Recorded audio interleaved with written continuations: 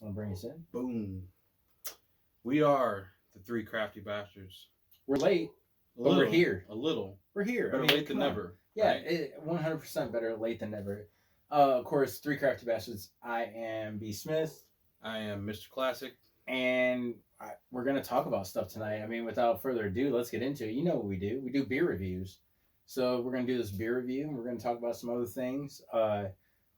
It's always random. There's never really any theme. It's just kind of what we get together, and we're like, hey, man, what's this? What's that? What's this? What's that? Let's talk about it. So for starters, let's talk about the beer that you brought tonight, because this beer is courtesy of Mr. Classic here. Yeah, I went to Indianapolis this past weekend. I won't be able, them to be able to see that. We went to, it's backwards on there, but Black Acre Brewing Company is out of Indianapolis, Indiana. Me and the girlfriend were down there to, we were supposed to go to a concert Sunday. Jill Scott postponed to June. It's kind of a turnoff. Right. Because everybody was hyped to see her in concert. She should throw a really good concert. We had really good seats. But we already had reservations. We already had the time off. Let's go ahead and get some time together, time away. Right. My son is always late, except for work. You know that. I'm late to shit that isn't as important as making money. So we were just trying to still go around and see some things. We didn't make it the Slippery Noodle. What is a Slippery Noodle? The Slippery Noodle is a blues and jazz bar. Is that the one with the open mic night? Yes. Yeah. We didn't make it. Check that out. We didn't make it. So we're going back down there in about 3 weeks for the Erykah Badu Common concert. Dude, when we get off camera, can we talk about an indie trip that I might like to make and that I think you might be interested in? Most definitely. Okay. All right. Most definitely. So what do we got as far as beer tonight? I'm excited. So we went to Black Acre Brewing Company, and we loved me and the girlfriend loved the open concept that it had. Last Sunday the weather was great. It was up in the mid to upper 50s, as a matter of fact. So they opened their little garage door, opened up, and got a little chilly toward the time we got there, but it was still probably about 49, 50 in that area. Right. They didn't have the grand selection as the places we normally go. So they didn't have like Summit has 30, 40, whatever they got brews, but I think they had 12-ish. Nice. Okay. And the one that spoke to me is the one I brought back. It's called a Fairwind Porter. Okay. So it is a porter. I know that we've been doing a lot of the dessert beers, basically. Right. The creme brulees and maple blueberry stout. Yes. So we've been doing a lot of some of the dessert beers that we've had. So we'll talk about what appeals to me on that one, but I don't want to give away too much. Look, truth be told, man, I feel like he was kind of offended when we were talking about this beer, because I was like, hey man, okay, so we're recording Thursday, right? And he's like, yeah.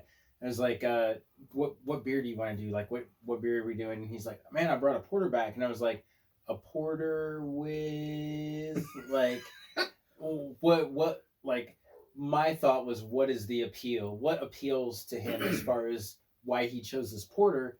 And he was like, it's just a porter, man. We don't have to do it. And I was like, no, dude, not at all, man. Like, yeah, I'm totally with doing the porter. I'm excited to try it. I was just wondering if there was a particular, maybe a particular essence of this porter that appealed to you. Sometimes it's a fruity flavor. Sometimes it's like a vanilla or oak. Or is there anything about this porter that appealed to you when you drank it the first time? Yeah, in the description of it, it's just robust. Okay. So this is just a straight porter, which was funny. My girlfriend, she's trying different beers. Right. And I told her there was a milk stout she tried with chai in it. She loved it.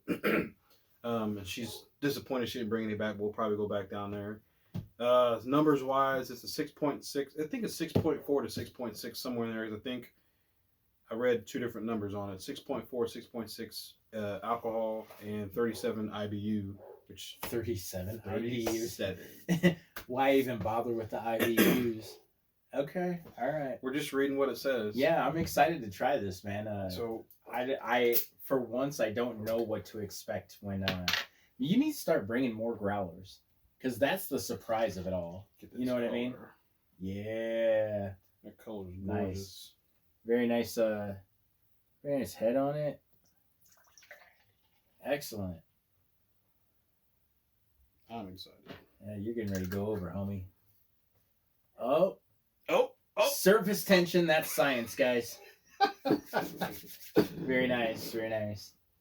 So once I should have did that at an angle, so it's probably going to go back down here. Yeah. So let's check out. I mean, I'm gonna hit him with the color on this beer right here. Check that out, man. That is porter dark. style right there. That's super dark. That's super dark. I feel like the head on it is what will make it robust. You know. Well, when I had it, I think they used to run it over and run it out, but I'm excited just to really get into it. I think I just did that wrong. I should have had it at a better angle. Yeah, it's all right though, man. Like, you got a beer mustache, so what? Got beer?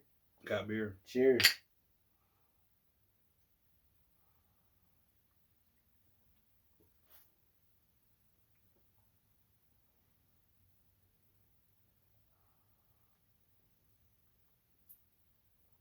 Okay.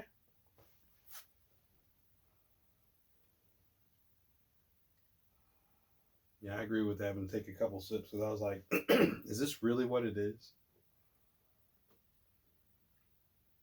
When's the last time you had something like that? Man, it's been a while. Yeah. I most certainly feel like because I feel like when we had the dessert beers, it's like there was something extra. Like you're looking for the extra caramel, the extra cinnamon, the nutmeg, the milk, the creamy milk, blah blah blah. I mean, like this is just lactose or this is straight. Boom. I mean, I get it like a little hint of like cocoa bean coffee, but that's in most of your porters and stouts. I'm with that, man. No frills, no gimmicks. That's hands down a pretty decent stout or porter for what porters are. Yep. Why don't you go ahead and talk about it for a second, man? What drew you to this beer? Talk about what drew you to this beer. Actually, nothing drew me to it outside of just looking across theirs. And I said I wanted something that didn't necessarily have a lot of the frills. So, again, my girlfriend looked at that chai stout.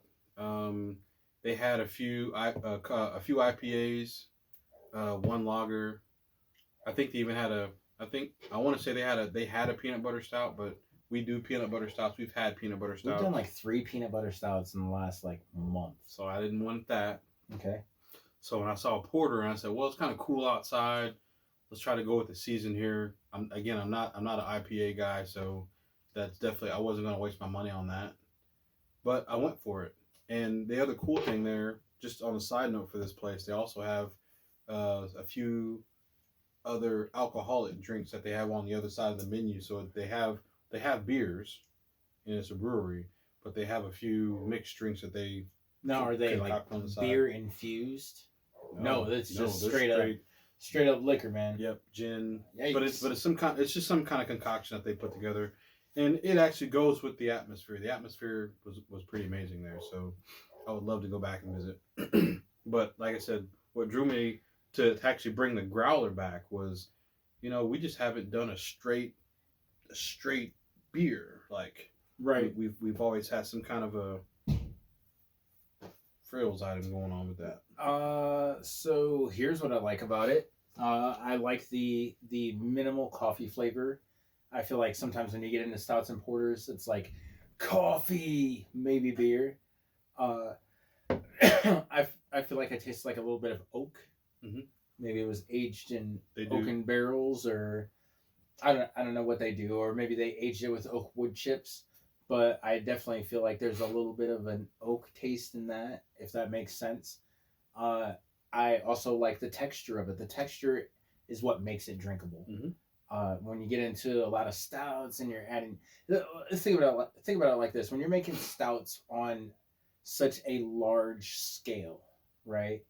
So, for example, the Saugatuck Blueberry Maple Stout, right? Yeah, we loved it. Yep. But it was 100% sugary. Yeah, it was. It's sweet as hell. Yeah. You knew it the minute you drank it. Yeah. So what do you think they're using? They're using syrups and all kinds of sugary. I guess basically just syrups. They're using sugary syrups. Yeah. in order to achieve that flavor, because when you use it in concentrate, you have to use a lot less than if you were to use like natural blueberries. Yep. It's very hard to capture the flavor that you're trying to achieve, which is almost that kind of candy flavor. When you're using natural fruit, you want that sugared up gel, Yep. pectin syrup kind of shit to do it. The fact that none of that is added to this makes this a very light porter. Yep. I won't say light, I'll say medium range. Very medium range porter, very drinkable. I feel like I could drink like 3 or 4 of these, and I would not end up feeling too full as I would with maybe something that had all the sugary stuff in it. Yeah, like a flavor gimmick or some sort of syrupy sugar or something or other added. So yeah, dude, this is pretty good. I'm impressed. I didn't know what to expect. I of course welcome the idea that when he finds a beer that he likes, he brings it to the table, and it's always something new unless I've had it before, which is like 70% of the time. That's our secret. But this is very pleasurable. I feel like we could drink 2 or 3 of these and we'd be straight. Yeah, I think we will. I'm gonna help you. So if you had to rate it, what would you rate it? Scale of 1 to 5. 3 Crafty Bastards beer scale. I was thinking about that, and I do like it, and I'm right about a 4.3. 4.3? Yeah, I feel like it's. I'm not saying it's really good. I don't know if there's better. I want to save my higher numbers in case something's better. Right. But this for a 4.3, I think out of 5 is really good. I've been kind of strict the last few times I've been on here. Yeah, you have been a diva when it comes to like some of the other beers. Well, like I said, my explanation was it does it taste like what it says it tastes like. Sure. And I think this one definitely tastes like what it says it tastes like. It's a robust, straight porter. Very flavorful. Like once it even in sitting, like it's been sitting for a little bit while he's been talking about it, and I feel like that flavor kind of lingers a little bit, and maybe that's what plays into the robustness of it. Yep. I would have to say a 4, just because I'm not gonna say I have better beers, because that's a dick move. But side note, we went to the Acme last Saturday. They did a Dogfish Head takeover. I think I read about that. We went. Nice. And obviously, if you know anything about me, man, there's 2 things I love about Dogfish Head. Apparently blacking out, and that's after 120-minute IPA. Because anytime I have this beer, if I have like an entire 12-ounce beer, it's like an 18.6%, between 18 and 22%. Man, it's lights out for me. So that was really fun to go to. But back to this beer that Marlon brought to the table tonight. It's very, very good, very delicious. And if I had to rate it, I would give it a 4. True gladiator fashion, since 2.5 is the mid. I got to go up on this one, man. I appreciate what breweries are doing. I appreciate trying new beers from new breweries. And if you, real quick, before we wrap this beer review up, could you tell them how you came about the brewery? How did you come about going to this brewery? We had just got done eating dinner, and we basically just Googled Indianapolis breweries. Right. And it was one of the closer ones, and I definitely didn't want to go to the mainstream breweries. Like there's the Sun King. Sun King was close. Right. But we didn't want to go mainstream, and Black Acre had a rating on it of like 4 point something out of 5. Sure. So it meant that it was good, and it was close, and it was close to where we were staying. Right. So I'm like, slam dunk for me. Although if we went maybe 2 miles west of where we were, we would have run into 3 or 4 different other places. So there's a lot of breweries and things going on in Indianapolis, and I think you can almost throw a stone and hit a good brewery. You really in Indianapolis. Can. The peanut butter stuff that we brought back was from 4 Day Ray. That's down in Indy. Yep. So, but that's the great thing about it. If I can just say that and wrapping up the beer review, that's the great thing about it, is getting into a town that you're unfamiliar with, hitting that Google and just Google breweries near me. Yep. And it will give you every brewery within a 10, 20 mile radius. Yep. And it's like throwing a stone, man, or throwing a dart. You just pick one, and if it's good, it's great, and if it's not, well, that's what it is, man. You take a chance on it.